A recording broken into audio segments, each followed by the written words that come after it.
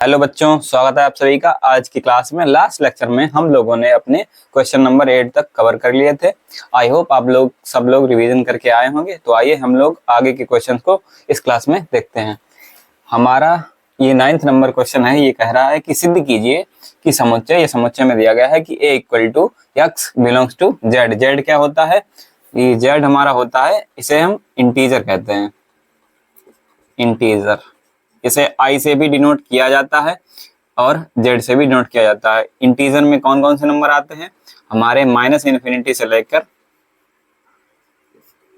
+∞ तक सारे नंबर, सारे नेगेटिव, सारे पॉजिटिव नंबर्स आते हैं इसमें, इंटीजर में। तो हमारा जो a equal to x belongs to integer यानी z सच दैट इस प्रकार है कि x जो है वो 0 से बड़ा है या इसके बराबर है और 12 से छोटा है या इसके बराबर है, यानी कि x की वैल्यू 0 और 12 के बीच में है। में दिए गए निम्नलिखित संबंधों और में से प्रत्येक एक तुल्यता संबंध है। हमें दे दिया गया है कि यह एक तुल्यता संबंध है और हमें सिद्ध करना होगा कि यह स्वतुल्य भी है, सममित भी है और संक्रामक भी है। अगर ये तीनों होता है तभी तो हम तुल्यता संबंध कहते हैं, यानी कि हमें स्वतुल्य है, सममित है और संक्रामक है, ये तीनों हमें सिद्ध करने हैं। तो आइए देखते हैं। पहला रिलेशन हमें दिया गया है कि r इक्वल टू a कमा b such that mod of a minus b 4 का एक गुणज है। तो आइए हम इस रिलेशन को कितना नंबर क्वेश्चन हमारा? क्वेश्चन नंबर 9 का पार्ट कौन सा है? First solution. इसमें हमें रिलेशन दिया गया है कि a कमा b such that mod of a minus b 4 का एक गुणज है। तो आइए हम देखते हैं अपना पहला रिलेशन कौन सा? स्वातुल्य। स्वातुल्य संबंध। हमें क्या दिया गया है? दिया गया है कि mod of a minus b 4 का गुणज है। अब स्वातुल्य में क्या होता है? एक ऐसे कनेक्शन, यानी कि b की जगह पर भी हम a रख देंगे, यानी कि mod of a minus a। तो मॉड ऑफ a में से अगर आप a घटा दोगे तो कितना आएगा? किसी भी संख्या में खुद से आप खुद को ही घटा दोगे तो वैल्यू 0 आ जाएगी। तो इसका मान कितना आ जाएगा? 0 आ जाएगा। क्या 0 4 का गुणज है? 0 तो हर संख्या का गुणज होता है। 0 से आप चाहो तो 5 का गुणा निकाल सकते हो, क्योंकि 0 में किसी का भी मल्टीप्लाई करोगे तो 0 ही तो आएगा। तो 0 हर संख्या का गुणज होता है। तो अर्थात 0 mod of a minus a equal to 0, यानी कि mod of a minus a 4 का गुणज है, यानी कि a कमा a बिलोंग्स टू r है। मतलब r हमारा क्या है? स्वातुल्य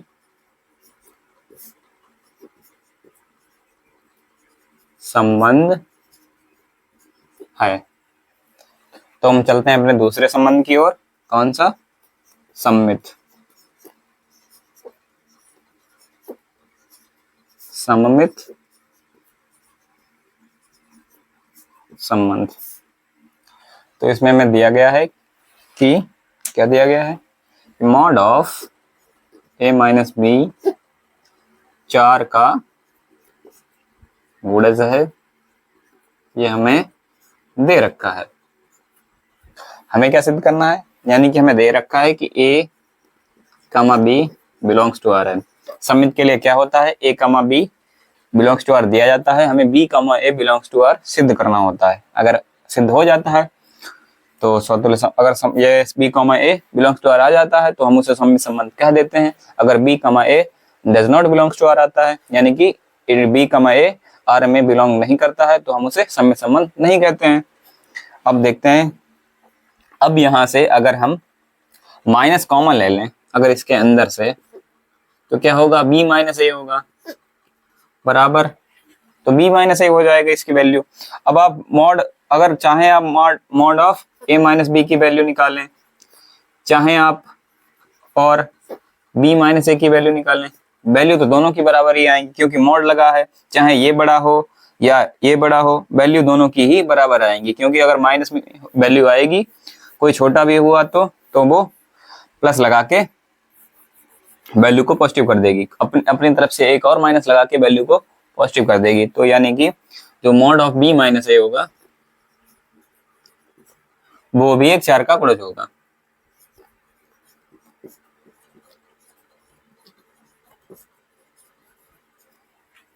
यानी कि b कॉमा ए भी बिलोंग्स टू r होगा, यानी कि r हमारा सममित संबंध है। आप लोग इतना नोट कर लीजिए। आइए दोस्तों, अब हम देखते हैं अपने थर्ड रिलेशन संक्रामक संबंध को।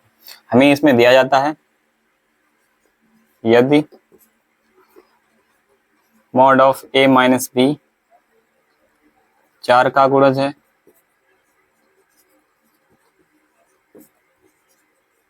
इसमें हमें संक्रामक संबंध में a का b से और b का c से कनेक्शन दिया ही जाता है, तो ये रिलेशन दिया गया है, तथा मॉड ऑफ b माइनस सी जो है ये भी 4 का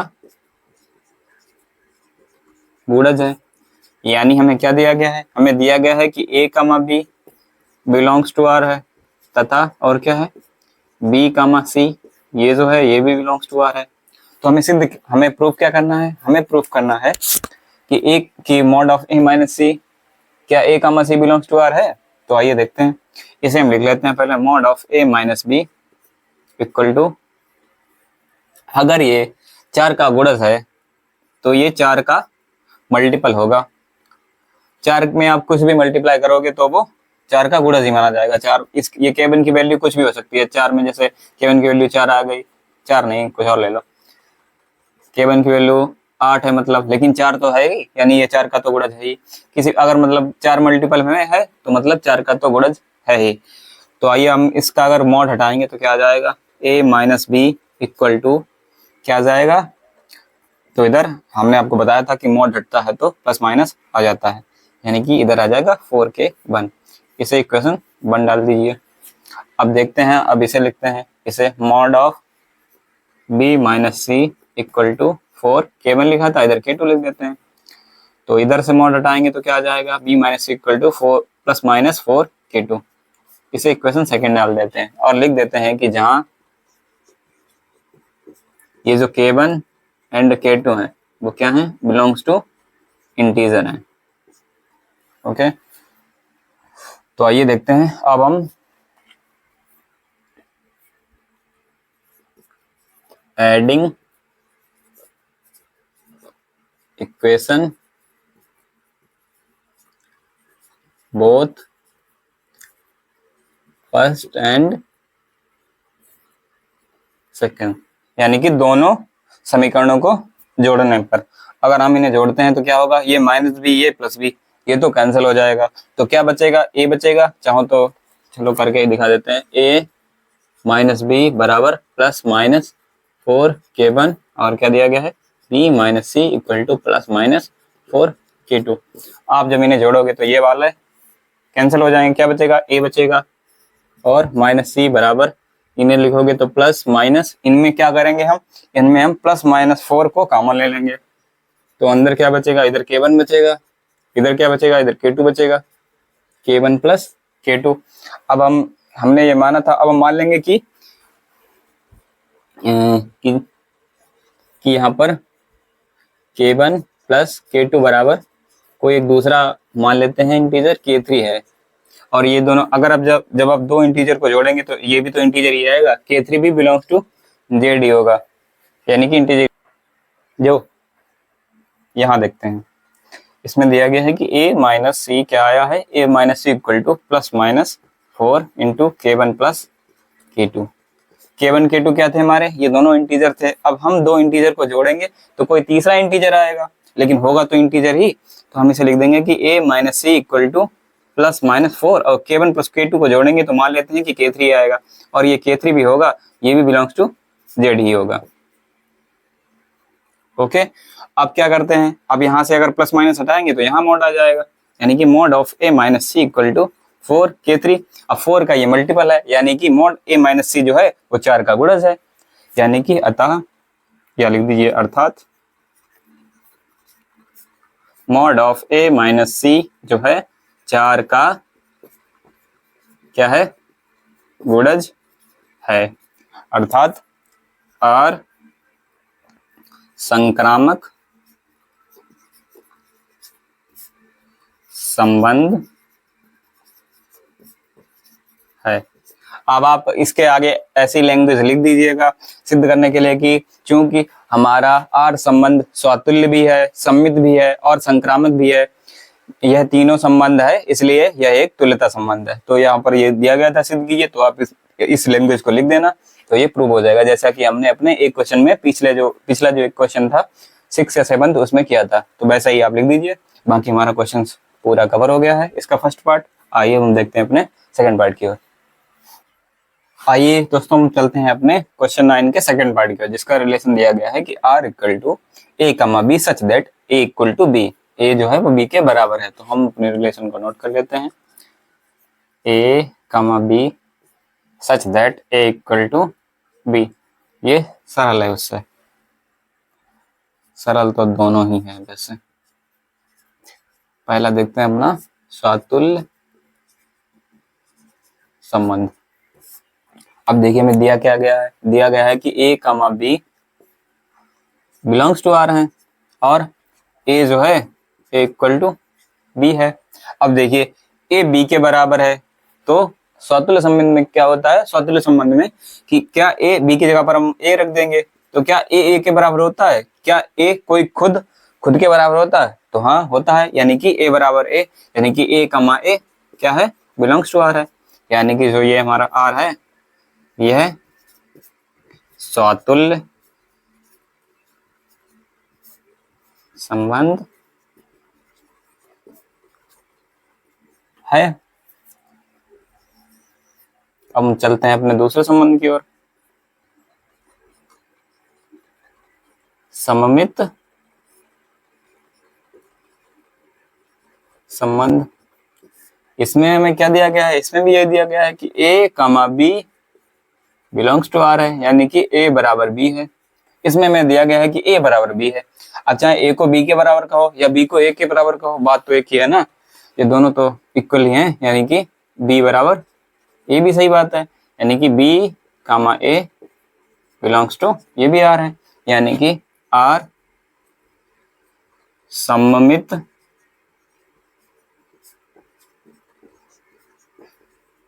संबंध है। अब हम चलते हैं अपने थर्ड रिलेशन की ओर, संक्रामक संबंध।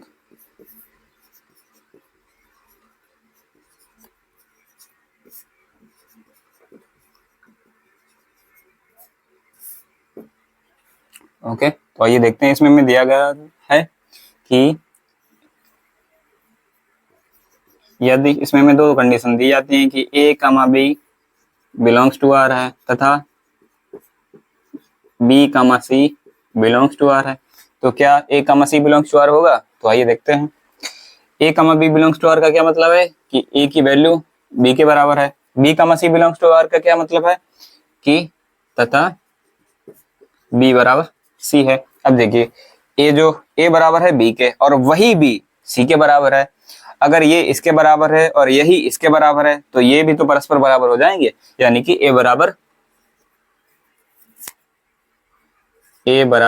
C आ जाएगा, यानी कि A, C belongs to R हो जाएगा, यानी कि R हमारा संक्रामक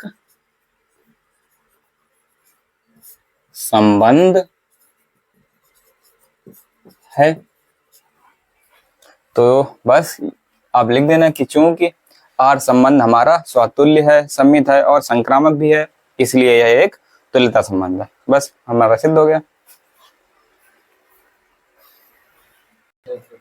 आइए दोस्तों चलते हैं हम अपने हमारा जो क्वेश्चन नंबर 9 था वो हमारा पूरा कवर हो गया है। अब हम चलते हैं अपने क्वेश्चन नंबर 10 की तरफ। इसमें दिया गया है कि ऐसे संबंध का उदाहरण दीजिए जो इसमें हमें पहले से ही रिजल्ट दे दिया है। ये कह रहे हैं हमें रिजल्ट के हिसाब से रिलेशन बना के दिखाइए। तो पहला हमें रिजल्ट क्या दिया है कि कह रहा है कि एक ऐसा संबंध बनाइए जो कि सम्मित हो परंतु ना तो स्वातुल्य हो और ना ही संक्रामक हो। अगर आप लोगों ने पिछले सारे क्वेश्चंस को अच्छे से रिवीजन किया होगा तो आप इन क्वेश्चंस के इनके आराम से रिलेशन बना सकते हैं। जैसे देखिए पहला है, अगर आप लोगों को अगर इनकी कंडीशंस याद हो हर रिलेशन की कि स्वातुल्य के लिए क्या होता है, सम्मित के लिए क्या होता है और संक्रामक के लिए क्या होता है, तो आप इनका रिलेशंस आराम से बना सकते हैं।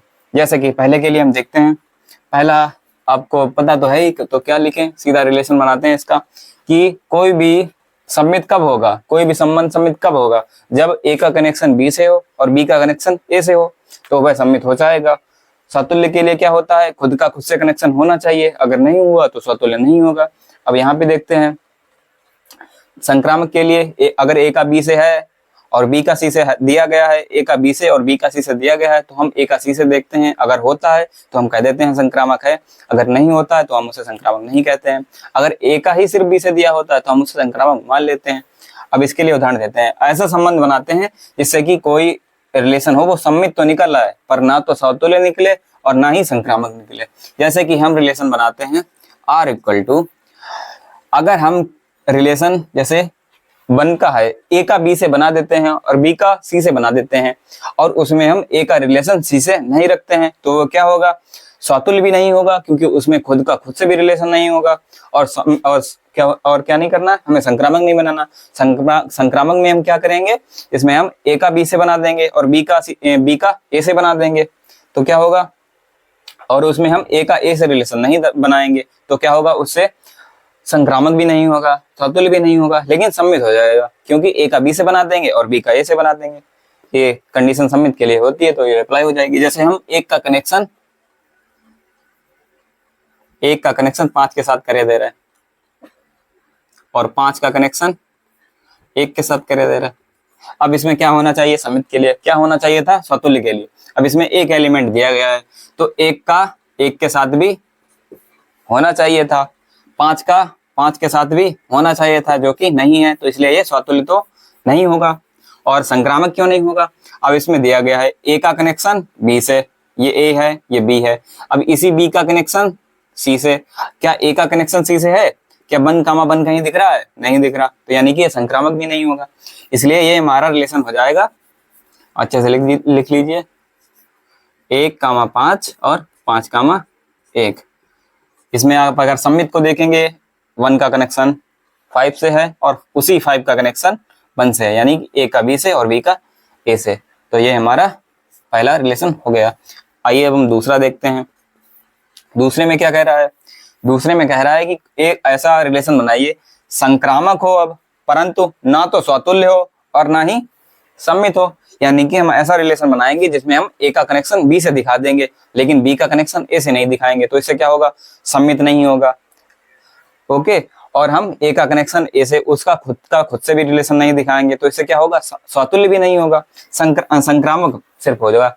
तो आइए देखते हैं, जैसे हम क्या करते हैं, हम 1 का कनेक्शन सिर्फ 2 से दिखा देते हैं।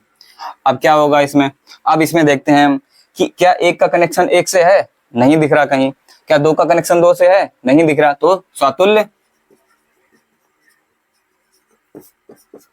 नहीं है।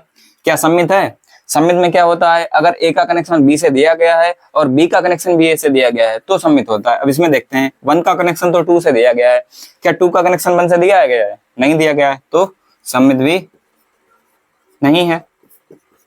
और संक्रामक देखते हैं, संक्रामक में क्या होता है, अगर ए का कनेक्शन बी से दिया होता है और बी का सी से दिया होता है तो हम ए का सी से देखते हैं। अगर सिर्फ इतना ही दिया है, ए का बी से ही दिया है, बी का आगे दिया ही नहीं है, तो हम उसे संक्रामक मान लेते हैं। इसमें क्या है, इसमें सिर्फ ए का बी से दिखाया गया है, बी का आगे है ही नहीं, तो हम इसे संक्रामक मान लेंगे, यानी कि संक्रामक तो है। और यही हमें दिखाना था कि संक्रामक हो, ना स्वातुल्य हो, ना सम्मित हो।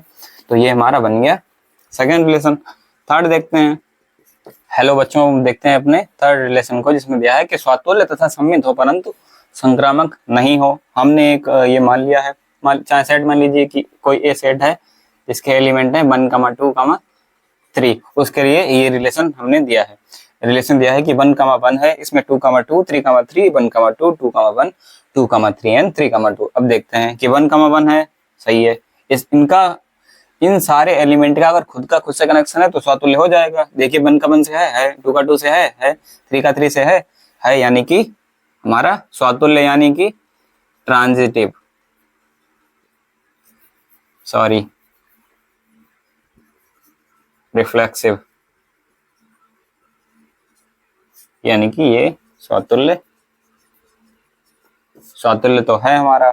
और क्या होना चाहिए, और सम्मित होना चाहिए। 1 का 2 से है, 2 का 1 से, यानी ए का बी से है और बी का ए से है, तो सम्मित भी हो जाएगा। संक्रामक वो, और आगे देख लिए सम्मित के लिए 2 का 3 से है और 3 का 2 से है, यानी कि सम्मित भी हो जाएगा, यानी कि सम्मित भी है हमारा रिलेशन, सम्मित यानी कि सिमेट्रिक, सिमेट्री भी हो जाएगा। अब देखते हैं किसके लिए, संक्रामक के लिए। ए का बी से, बी का सी से, 1 का 2 से है, 2 का 1 से है, क्या 1 का 1 से है, यानी कि यहाँ पर तो संक्रामक हो गया। लेकिन हमें संक्रामक सिर्फ इसके लिए नहीं, पूरे रिलेशन के लिए देखना है। ए का बी से और बी का ए से, बी का सी से, लेकिन बी का एक और कनेक्शन दिखाया गया है। 1 का 2 से है और 2 का 3 के साथ भी है, यानी कि ए का बी से और बी का सी से एक और कनेक्शन दिखाया गया है। ए का यानी कि 3 के साथ भी होना चाहिए। क्या एक का कनेक्शन यहाँ पर कहीं पर 3 के साथ है, नहीं है, तो यानी कि अगर नहीं है तो ये हमारा संक्रामक नहीं होगा। संक्रामक यानी कि ट्रांजिटिव। तो हमारे ये रिलेशन बना दिया कि स्वातुल्य है, सम्मित है, लेकिन संक्रामक नहीं है। तो आप इसे नोट कर लीजिए। आइए बच्चों देखते हैं हम अपने फोर्थ रिजल्ट को, कि ये कह रहा है कि स्वातुल्य हो तथा संक्रामक हो किंतु सम्मित ना हो। तो स्वातुल्य के लिए क्या होगा, हम कोई फिर से एक सेट मान लेते हैं कि ए कोई सेट है, इसके एलिमेंट 1, 2, 3 ही ले लेते हैं और रिलेशन लिख देते हैं आर इक्वल टू कि क्या हो, स्वातुल्य तथा संक्रामक हो किंतु सम्मित नहीं हो, यानी इन सब का खुद से बना दीजिए। 1 का 1 से, 2 का 2 से और 3 का 3 से, यानी कि अब तो स्वातुल्य तो हो गया। अब हमें और क्या बनाना है, संक्रामक भी हो, यानी कि 1 का 2 से करा दीजिए और 1 का 2 से ही करा दीजिए, बस इतना ही करा दीजिए। तो इससे क्या होगा, अब हम देखते हैं इन तीनों के लिए कि इसमें स्वातुल्य है, सम्मित है, संक्रामक है या नहीं है। अब देखिए स्वातुल्य देखते हैं। स्वातुल्य के लिए क्या होता है, खुद से होना चाहिए, यानी ये 3 एलिमेंट हैं, क्या इनका 1 का 1 से है, 2 का 2 से है, 3 का 3 से है, यानी कि स्वातुल्य तो हमारा है। अब सम्मित देखते हैं। सम्मित में क्या होता है, सम्मित और संक्रामक जब हम देखते हैं तो इन्हें छोड़ देते हैं, इसे मत देखिए, इसे मत देखिए, इसे मत देखिए, सिर्फ इसे देखिए। 1 का 2 से है, क्या 2 का 1 से यहाँ पर है प्रेजेंट, नहीं है, यानी कि तो सम्मित नहीं होगा। अब संक्रामक देखते हैं। संक्रामक इन तीनों को तो छोड़ ही देते हैं, खुद से वाले को छोड़ देते हैं जब हम सम्मित और संक्रामक को देखते हैं। 1 का 2 से है, यानी कि ए का बी से है, क्या बी का सी से आगे दर्शाया गया है, नहीं दर्शाया गया है, तो हम जब ए का ही बी से सिर्फ दिखाया जाता है तो हम उसे संक्रामक मान लेते हैं, यानी कि ये हमारी कंडीशन यहाँ पर अप्लाई हो गई कि स्वातुल्य तथा संक्रामक तो है लेकिन सम्मित नहीं है। तो इस रिलेशन को भी हमने दिखा दिया। देखते हैं अपने फिफ्थ रिजल्ट को। इसमें दिया गया है कि सम्मित तथा संक्रामक हो किंतु स्वातुल्य नहीं हो। तो फिर से हम इसी पे बेस्ड रिलेशन बना देते हैं। क्या होना चाहिए, सम्मित होना चाहिए, संक्रामक होना चाहिए, लेकिन स्वातुल्य नहीं होना चाहिए। तो इसके लिए हम मान लेते हैं कि 1 का कनेक्शन 2 से है और 2 का कनेक्शन 1 से है और 1 का कनेक्शन 1 से है, और इसके जो एक सेट मान लेते हैं यही वाला है सेम, 1, 2, 3। अब देखिए इसमें पहले स्वातुल्य देखते हैं। स्वातुल्य यानी कि अब तो आपको इनकी इंग्लिश भी याद हो गई होगी, यानी कि रिफ्लेक्सिव देख लेते हैं पहले। ठीक, यहाँ पर 3 एलिमेंट हैं, अगर तीनों का खुद से कनेक्शन होगा तो ही स्वतुल्य होगा, जैसा कि यहाँ पे हुआ था। लेकिन यहाँ पर 1 का 1 से तो है, लेकिन 2 का 2 से नहीं है और 3 का 3 से नहीं है, इसलिए रिफ्लेक्सिव नहीं होगा। अब देखते हैं सिमेट्रिक। अब सिमेट्रिक देखेंगे, यानी कि सममित संबंध देखेंगे। सममित में ए का बी से दिया गया है तो बी का ए से भी होना चाहिए। 1 का 2 से कनेक्शन है, क्या 2 का 1 से है? 1 का 1 का 1 को खुद से वालों को तो देखते ही नहीं है, यानी कि सममित भी है हमारा। अब संक्रामक यानी कि ट्रांजिटिव को देखते हैं। अब ट्रांजिटिव देखते हैं। ट्रांजिटिव में ए का बी से हो, बी का सी से हो, तो ए का बी सी से होना चाहिए। यहाँ पर देखते हैं ए का बी से है, बी का सी से है, तो क्या ए का सी से है? हाँ, 1 का 1 है, यानी कि ट्रांजिटिव भी हो गया हमारा। तो यहाँ पर हम लोगों के यहाँ पर 9th 10th क्वेश्चंस कवर होते हैं। तो आप इन क्वेश्चन को रिवाइज करिए और प्रैक्टिस करते रहिए। आप इन रिलेशंस को आराम से बना सकते थे अगर आप लोगों ने पिछले क्वेश्चंस को अच्छे से रिवाइज किया होता। तो बस आज के लिए बस इतना ही। आगे हम लोग आएंगे, अगले लेक्चर में हम इस प्रश्नावली को पूरा खत्म कर देंगे। Thank you.